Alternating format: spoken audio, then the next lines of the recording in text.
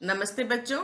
आज हम मानव उत्सर्जन तंत्र का भाग 2 को वीडियो में प्रदर्शित करने जा रहे हैं।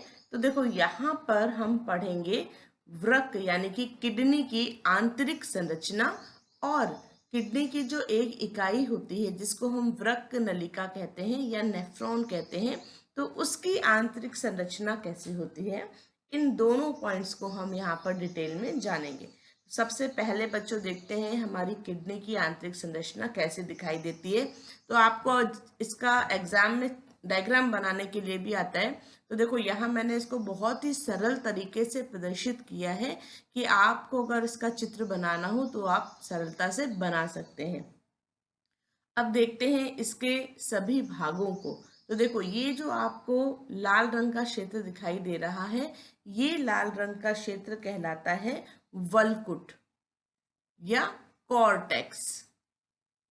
और इस कॉर्टेक्स के बाहर की तरफ किडनी में एक आवरण पाया जाता है।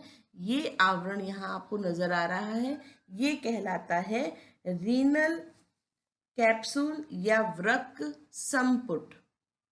वृक्क संपुट, ठीक है। तो इस कैप्सूल के अंदर हमारी किडनी सुरक्षित रहती है और इसके ठीक नीचे वाला भाग कहलाता है वल्कुट।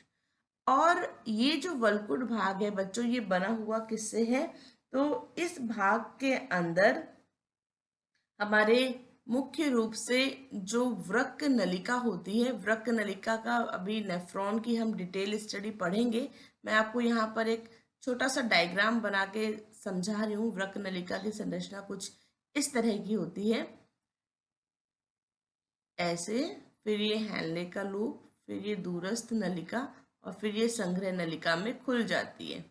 तो यहाँ पर वृक्क नलिका का ये भाग, ऊपर वाला भाग, वो वल्कुट के अंदर स्थित होता है। तो ये हमें कैसे दिखाई देगा, ये देखें यहाँ पर।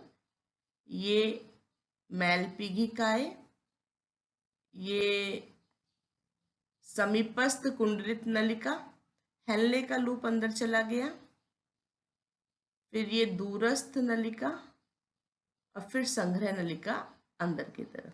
तो इस तरह से जो हमारा नेफ्रॉन है या वृक्क नलिकाएं हैं, उसके 3 भाग, कौन कौन से भाग? नंबर 1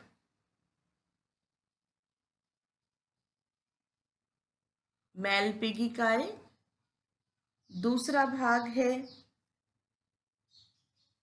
समीपस्थ कुंडलित नलिका और तीसरा भाग है दूरस्थ कुंडलित नलिका। ये 3 भाग किसके हैं? ये 3 भाग, ये तीनों भाग हैं हमारे वृक्क नलिका या नेफ्रॉन के। तो नेफ्रॉन के ये तीनों भाग वल्कुट क्षेत्र में पाए जाते हैं।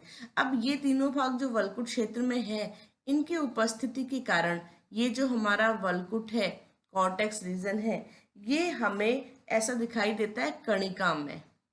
ठीक है। तो दूसरा पॉइंट यहाँ क्या याद रखना है कि इन तीनों की उपस्थिति के कारण, उपस्थिति के कारण वल्कुट कणिकामय दिखाई देता है। ठीक है, ये दूसरा पॉइंट वल्कुट में हमें याद रखना है। अब देखो, वल्कुट का तीसरा पॉइंट क्या याद रखना है। ये जो लाल रंग का वल्कुट क्षेत्र है, ये अगर आप देखो तो आपको ये यहाँ से यहाँ तक उभरा हुआ दिखाई दे रहा है ना। मतलब इसका क्षेत्र यहाँ से, ये जो आपको पिरामिड के समान संरचनाएं दिखाई दे रही हैं, उनके बीच में से होता हुआ ये नीचे की तरफ भी पाया जाता है। ठीक है। तो इसको हम कैसे लिखते हैं कि ये जो हमारा वल्कुट भाग है, ये मध्यांश के बीच में, ये मध्यांश वाला भाग है, मध्यांश। तो वल्कुट भाग मध्यांश के बीच में भी धसा हुआ है और इस धसे हुए भाग को, ये जो हमारा धसा हुआ भाग है मध्यांश के बीच में, ये कहलाता है बर्टनी के स्तंभ। बर्टनी के स्तंभ। तो हमें यहां से तीसरा पॉइंट याद रखना है, बर्टनी के स्तंभ। ठीक है, तो ये 3 पॉइंट आपको वलकुट में लिखने हैं। क्लियर? पहला पॉइंट लिखना है कि वलकुट के अंदर, अच्छा सबसे पहला वलकुट का कलर लिख देना। ठीक है, वलकुट का रंग कैसा होता है कि गहरे लाल रंग का क्षेत्र होता है जो ये अपने वृक्क, संपुट या रीनल कैप्सूल के ठीक नीचे पाया जाता है। फिर सेकंड पॉइंट में आप लिख देना, यहाँ पर वृक्क नलिकाओं के ये 3 क्षेत्र स्थित होते हैं।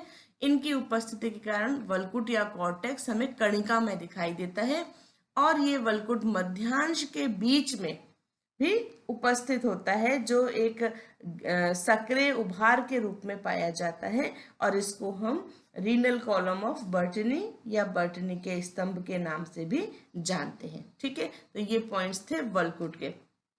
अब हम पढ़ते हैं मध्यांश के बारे में। ये जो हमारा बच्चों मध्यांश है, ये हमारी किडनी का भीतरी क्षेत्र है। देखो बाहर तो वलकुट है, अंदर की तरफ मध्यांश है। तो मध्यांश में हम पहला पॉइंट क्या लिखेंगे कि यह वृक्क का भीतरी भाग है। ठीक है, देखो, और यहां पर कौन सा भाग स्थित है, तो इस चित्र को एक बार वापस देखो। अपन ने ये ऊपर का भाग तो हमारा कहाँ स्थित था, वलकुट या कॉर्टेक्स में, और ये नीचे का भाग, तो नीचे के भाग में केवल 2 चीजें बच गई, एक और ये 2। इन दोनों का क्या नाम है, ये दोनों है हेनले का लूप जो यू आकार का आपको दिखाई दे रहा है, और दूसरी है हमारी संग्रह नलिका।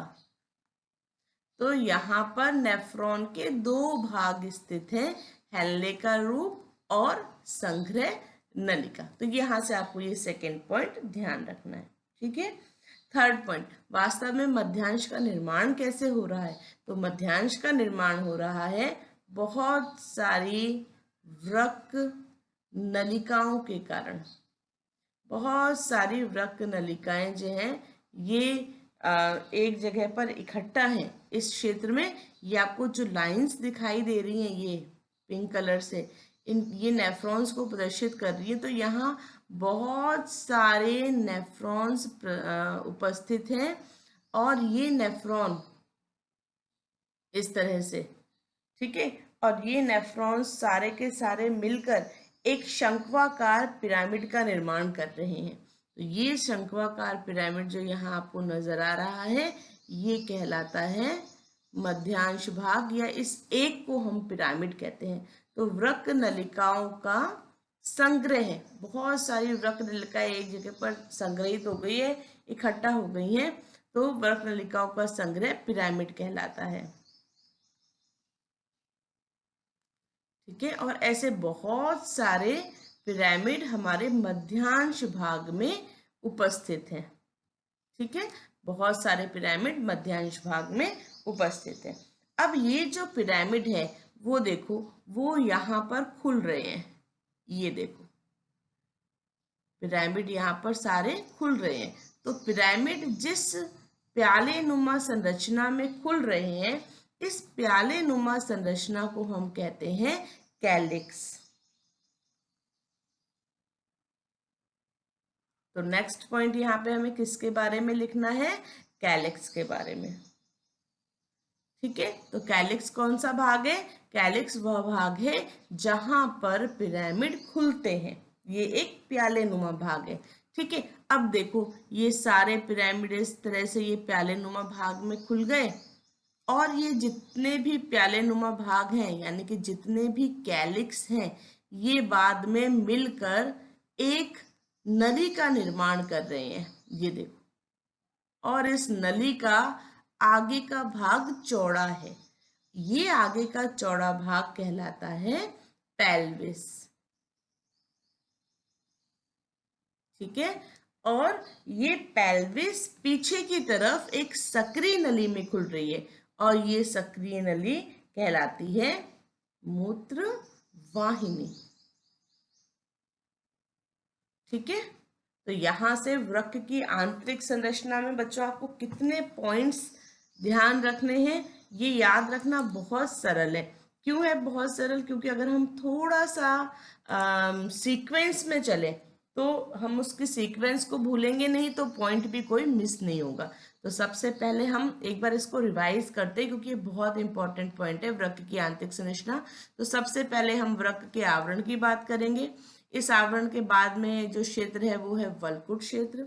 वल्कुट क्षेत्र का रंग कैसा है, हमें दिखाई दे रहा है। इसके बाद में इस क्षेत्र के अंदर होता क्या क्या है, तो इस क्षेत्र के अंदर हमारे नेफ्रॉन के 3 भाग पाए जाते हैं, 1 2 3। इन 3 भाग की उपस्थिति के कारण ये हमें कणिका में दिखाई देता है।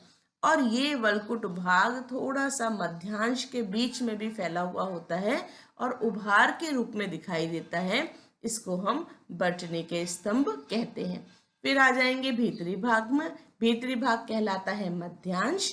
मध्यांश के अंदर जो हमारी नेफ्रॉन है उसके 2 भाग स्थित होते हैं, हेनले का लूप और संग्रह नलिका। ठीक है।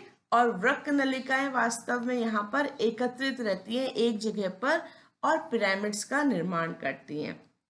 मध्यांश भाग में बहुत सारे पिरामिड पाए जाते हैं। अब ये हर पिरामिड एक प्याले नुमा संरचना के अंदर खुल जाता है, जिसको हम कैलिक्स कहते हैं।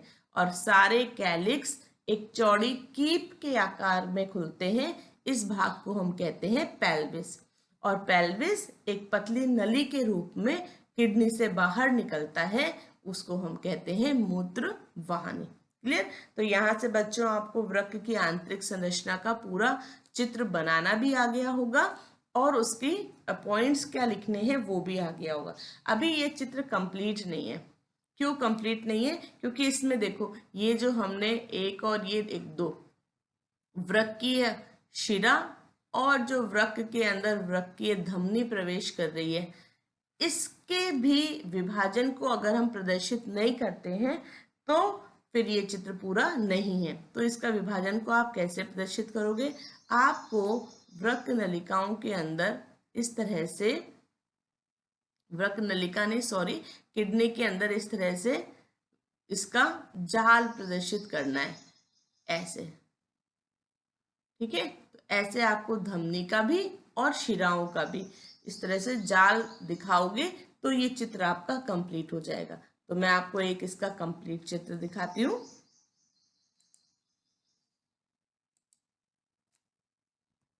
ये देखो, इस तरह से आप इसको कंप्लीट करके बनाओगे। क्लियर। तो ये था अपना आज का पहला टॉपिक, वृक्क की आंतरिक संरचना। अब हम चलते हैं आज के दूसरे टॉपिक के ऊपर, नेफ्रॉन की संरचना। बच्चों ये जो नेफ्रॉन की संरचना है, ये चूंकि ना देखो एग्जाम में नेफ्रॉन का चित्र बनाने के लिए आता है और बच्चों को ये चित्र बनाना थोड़ा मुश्किल लगता है कि इसको बनाएं कैसे। इसके लिए मैंने यहाँ पर मैं अभी चित्र आपके साथ आप मेरे साथ इस चित्र को बनाओ, मैं भी यहाँ पर इस चित्र को बनाना शुरू कर रही हूँ। तो देखो सबसे पहले मैं थोड़ा कलर डार्क सेलेक्ट कर लूँ ताकि आपको इजीली दिखाई देगा। चलो तो अपन शुरू करते हैं बनाना। सबसे पहले तो हम ये एक ऐसी प्याले नुमा संरचना बनाएंगे, ये।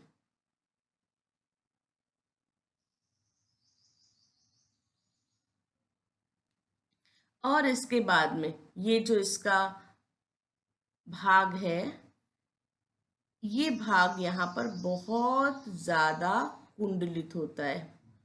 इस तरह से आप मेरे साथ साथ इस डायग्राम को बना सकते हो।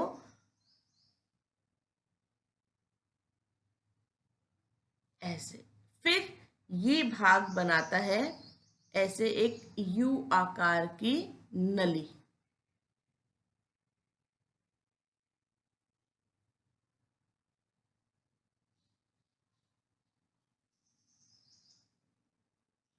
ये है हमारा हेनले का लूप।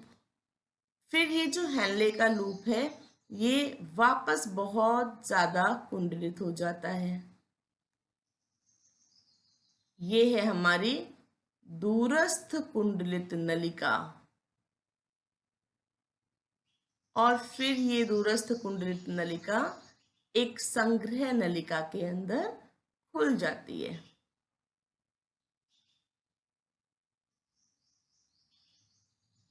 देखो मैं इस संग्रह नलिका के अंदर और भी ओपनिंग खोल रही हूँ। इसका क्या मतलब है? इसका मतलब है कि संग्रह नलिका के अंदर कोई एक ही नेफ्रॉन नहीं खुलता, संग्रह नलिका के अंदर और भी नेफ्रॉन के भाग खुलते हैं। तो क्लियर, ये चीज बनानी आ गई आपको। यहाँ पर हमने क्या क्या चीजें प्रदर्शित करी हैं उसको अभी अपन नामांकित करेंगे। अब चलते हैं आगे।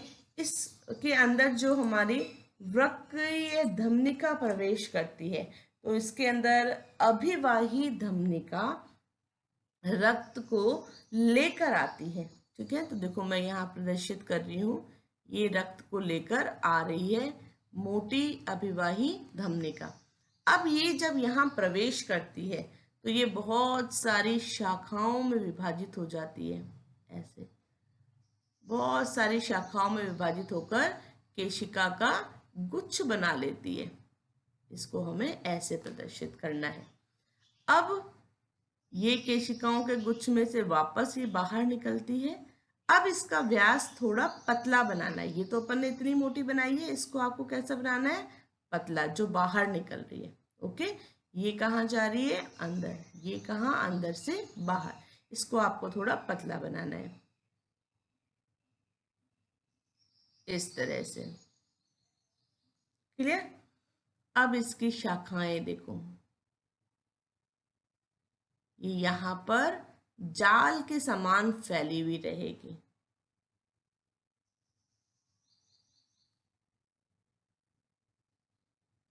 तो इसका अपन को यहाँ पर कई शाखाएं विभाजित करके ऐसा जाल प्रदर्शित करना है।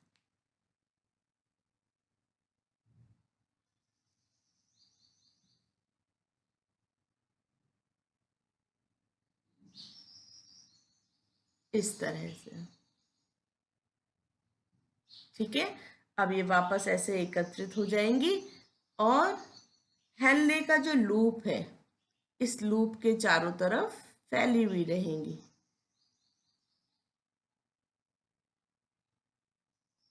यहाँ पर भी ये विभाजित होके इस तरह से आप इसके जाल को प्रदर्शित कर सकते हो।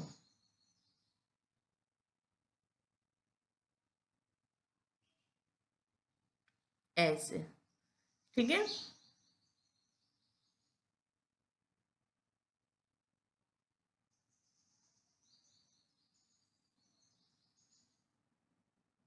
अब क्योंकि ये केशिका है तो आपको पता ही है, एक तरफ से केशिका क्या करती है?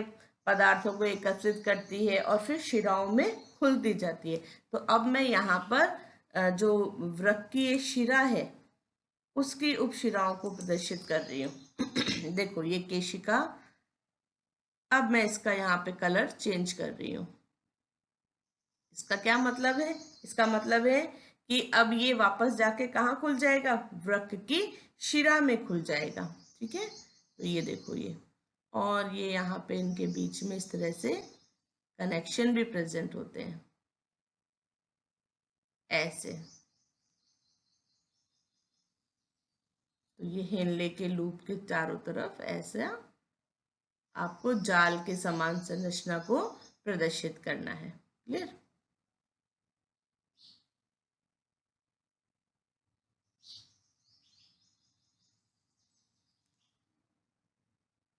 और ये अल्टीमेटली कहाँ जाके खुल जाएगा?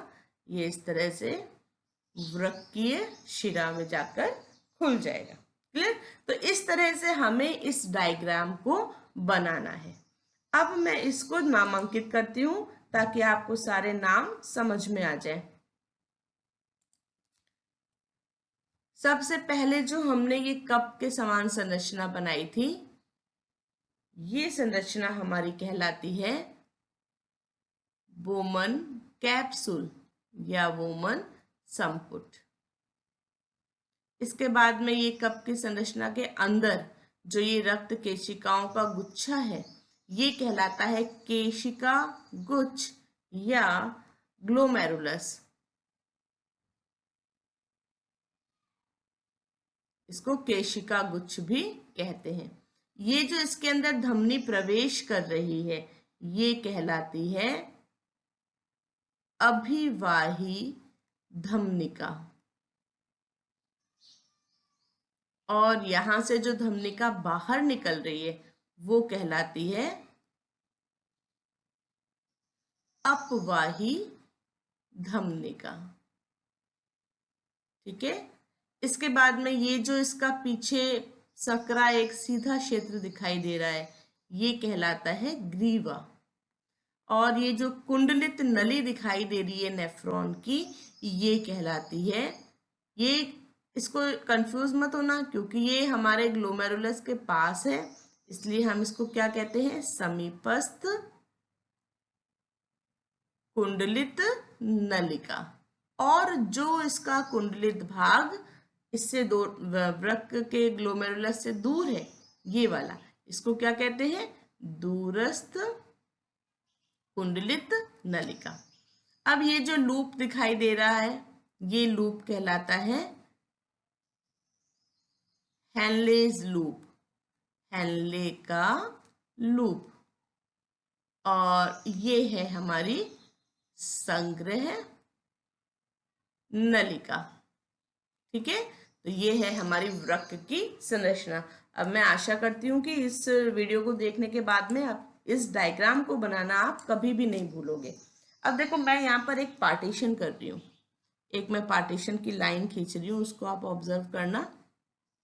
मैं यहाँ से लाइन खींच रही हूँ, देखो ये जितना भी भाग है, यानी यहाँ इस भाग में कौन कौन सी चीजें आ गई, ग्लोमेरुलस आ गया, वुमेन कैप्सूल आ गया, और हमारी ये दोनों कुंडलित नलिकाएं आ गई। ये भाग ये कहाँ स्थित है, ये स्थित है कॉर्टिकल रीजन में, और नीचे वाला भाग वो स्थित है मध्यांश में। क्लियर? तो यहाँ से यहाँ तक हम इसको क्या कह सकते हैं, यहाँ से सॉरी, ये यहाँ से लेबल, तो वहां से यहाँ तक का भाग क्या है, कॉर्टेक्स में स्थित है। और ये वाला भाग कहाँ स्थित है, ये वाला भाग स्थित है मध्यांश में, जिसको हम कहते हैं मेडुला। ठीक है, मेडुला,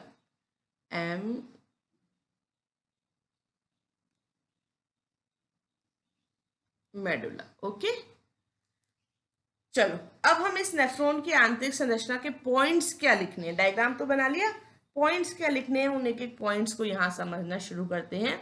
तो देखो, प्रत्येक वृक्क में लगभग 10 से 12 लाख महीन लंबी कुंडलित नलिकाएं पाई जाती हैं, जिनको वृक्क नलिकाएं या नेफ्रॉन कहा जाता है। ठीक है, सेकेंड पॉइंट, इसको मैं डायग्राम को यहाँ से साफ कर देती हूँ ताकि आपको ये सारे पॉइंट ठीक से दिखाई देंगे। अब दूसरा पॉइंट, प्रत्येक नेफ्रॉन या वृक्क की नलिका हमारी किडनी की संरचनात्मक और क्रियात्मक इकाई होती है। नेक्स्ट पॉइंट, नेफ्रॉन या वृक्क नलिकाओं में रक्त से अवशिष्ट तरल छनकर मूत्र का निर्माण करता है। और नेफ्रॉन की या वृक्क नलिका में निम्न संरचनाएं पाई जाती है, जिनको अभी अपन ने चित्र में ऑब्जर्व किया था। ओके, अब देखो, नेफ्रॉन के एक एक भाग को हम यहाँ पर समझते हैं। मेलपिघिकाय है ना, सबसे पहला भाग है मेलपिघिकाय। ये हमारी वृक्क नलिका नेफ्रॉन का अग्रभाग होता है, जो दो भागों से मिलकर बना हुआ होता है। ये वाला भाग वुमेन कैप्सूल, और इसके अंदर उपस्थित रक्त नलिकाओं का जाल, केशिका गुच्छ। क्लियर? ये क्या है, ये है मेलपिघिकाय। ओके, सेकेंड पॉइंट देखो, सेकेंड पॉइंट है हमारा वुमेन कैप्सूल। ये जो बच्चों वुमेन कैप्सूल है, ये प्यालेनुमा संरचना है। इसकी जो भित्ति है, आंतरिक भित्ति, ये द्विस्तरित होती है और शल की उपकला ऊतक से बनी हुई होती है।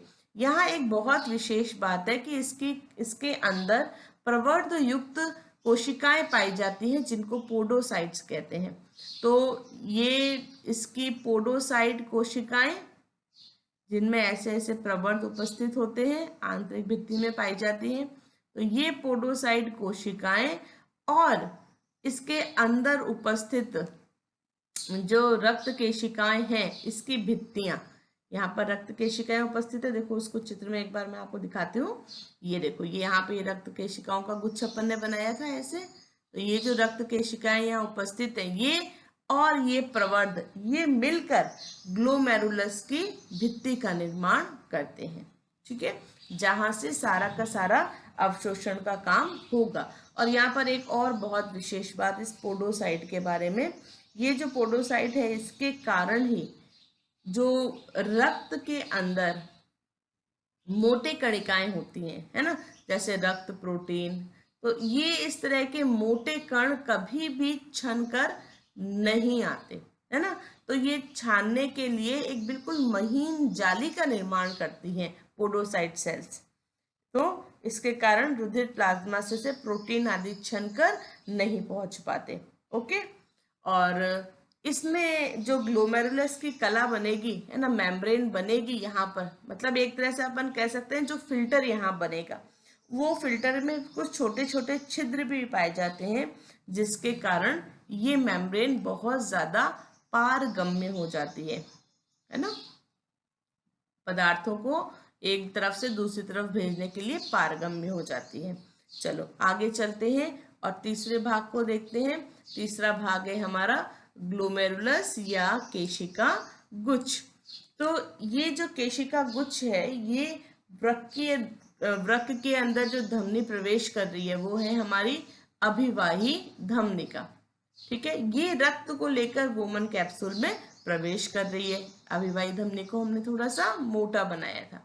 अब ये यहाँ पर पहुंचने के बाद में, वो ये कैप्सूल है हमारा, इस कैप्सूल में पहुंचने के बाद में बहुत ज्यादा विभाजित हो जाती है और केशिका गुच्छ या ग्लोमेरुलस का निर्माण करती है। अब ये वापस बाहर की ओर निकलती है और अपवाही धमनी कहलाती है। अपवाही धमनिका ये रक्त को बाहर की ओर लेकर आती है। तो यहाँ पर जो रक्त में से पदार्थों को छानने का काम है, उस छानने के काम में इनका जो व्यास है, ये तो है ज्यादा व्यास वाली मोटी, और अपवाही धमनी है थोड़ी पतली। तो ये यहाँ पर प्रेशर क्रिएट करेगी और इस प्रेशर के कारण ही रक्त में से अवशिष्ट पदार्थ छन पाएंगे। क्लियर? चलो नेक्स्ट अपन देखते हैं ग्रीवा। हमारा जो वोमन कैप्सूल है, ये प्याले नुमा संरचना, इसके पीछे का भाग ये कहलाता है ग्रीवा। ग्रीवा एक सक्रिय नलिकाकार संरचना है और इसकी भित्ति रोमिल है, सीलिएटेड है। तो सीलिएटेड एपिथेलियम से इसकी भित्ति बनी हुई है। क्लियर? तो ये पॉइंट है अपना ग्रीवा। अब ग्रीवा कहाँ खुलती है, अगला भाग कौन सा है, आप पढ़ चुके हो तो थोड़ा सा उसको रिमाइंड करो। अगला भाग हमारा कहलाता है समीपस्थ कुंडलित नलिका। तो ये देखो, ये बहुत ज्यादा कुंडलित भाग है समीपस्थ कुंडलित नलिका का। समीपस्थ कुंडलित नलिका की डिटेल देखते हैं हम।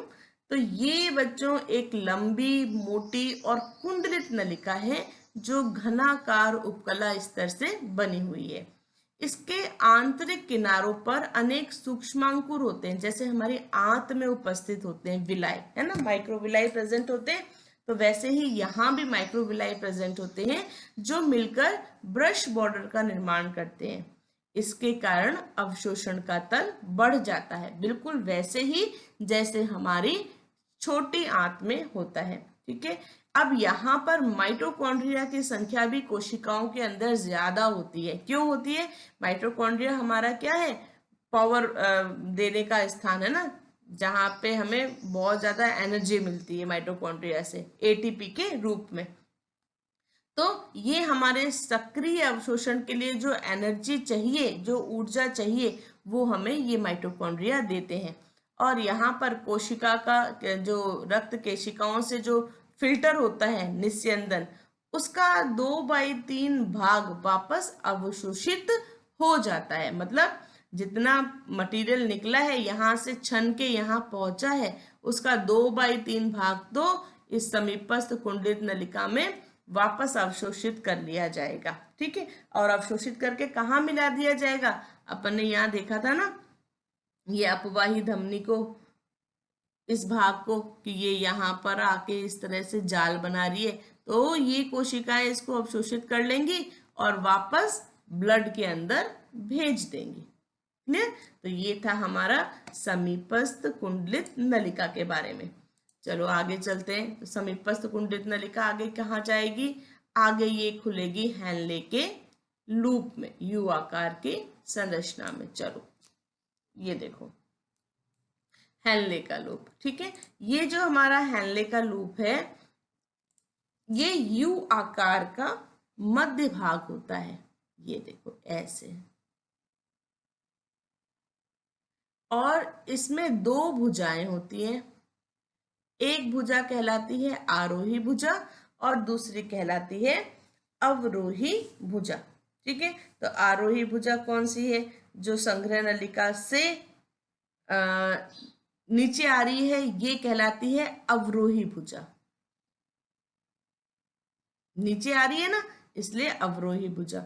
और ये भुजा ऊपर जा रही है, इसलिए ये कहलाती है आरोही भुजा। क्लियर? दो भुजाएं होती हैं इसकी। और इसकी जो अवरोही भुजा है उसमें शल की उपकला उत्तक से बनी हुई है, और जो आरोही भुजा है वो घनाकार उपकला स्तर से आश्रित होती है। ओके, तो यहाँ पर हेनलेस के लूप में ये 2 पॉइंट हमें ध्यान रखने हैं। चलो आगे चलते हैं। हेनलेस का लूप कहाँ खुलेगा? नेक्स्ट संरचना क्या है? रिकॉल करो इसको। अगली संरचना क्या बनानी है? अगली बनानी है दूरस्थ कुंडलित नलिका। ये कहाँ खुल जाएगा? अब ये ऐसे एक नलिकाकार संरचना में खुल जाएगा। ये देखो, ये है हमारी दूरस्थ कुंडलित नलिका। हेनले का लूप इसमें खुल जाएगा। और ये किससे बनी हुई है? ये घनाकार उपकला कोशिकाओं से बनी हुई है, और इसमें सूक्ष्मांकुर प्रेजेंट नहीं होते। तो ये 2 पॉइंट हमें यहाँ से ध्यान रखने हैं। अब ये दूरस्थ कुंडलित नलिका कहाँ खुल जाती है? संग्रह नलिका के अंदर खुल जाती है। तो ये देखो, ये अपन ने यहाँ पर संग्रह नलिका को ऐसे प्रदर्शित किया था। अब संग्रह नलिका किससे बनी है? देखो, ये ग्रंथिल उपकला उत्तक से बनी हुई है, और बहुत सी वृक्क नलिकाएं एक संग्रह नलिका में खुलती हैं। ये देखो, अपन ने कितनी सारी ओपनिंग्स बनाई है, 1 2 3, तो बहुत सारी वृक्क नलिकाएं एक संग्रह नलिका में खुल जाती है। और बहुत सारी संग्रह नलिकाएं, ये जो संग्रह नलिकाएं हैं, ये सब इकट्ठा होकर कहाँ खुल जाती हैं? ये पेल्विस में खुल जाती हैं। ये मेडुला वाला भाग था ना, पिरामिड जैसा, तो इस पिरामिड भाग में से यहाँ पर ये हेनलेस के लूप और सब प्रेजेंट है, तो यहाँ से ये एक संग्रह नलिका बनेगी और ये पेल्विस के अंदर खुल जाएगी। तो ये जो एक मोटी संग्रह नलिका बनी है, इस मोटी संग्रह नलिका को हम क्या कहते हैं? बेलिनाई की वाहिनी। तो बहुत सारी संग्रह नलिकाएं इसके अंदर खुल जाएंगी और ये बना देगी एक मोटी संग्रह नलिका, बेलिनाई की वाहिनी, जो आगे पेल्विस में जाकर खुल जाएगी। ठीक है, तो बच्चों ये था अपना टॉपिक, जिसमें हमने किडनी की आंतरिक संरचना देखी और किडनी की आंतरिक संरचना कैसे बनानी है उसको सीखा। नेफ्रॉन की आंतरिक संरचना देखी और नेफ्रॉन के डायग्राम को कैसे बनाना है वो सीखा है। आशा करती हूँ आपको ये समझ में आ गया होगा। नेक्स्ट टॉपिक लेके फिर मिलते हैं। Okay, bye.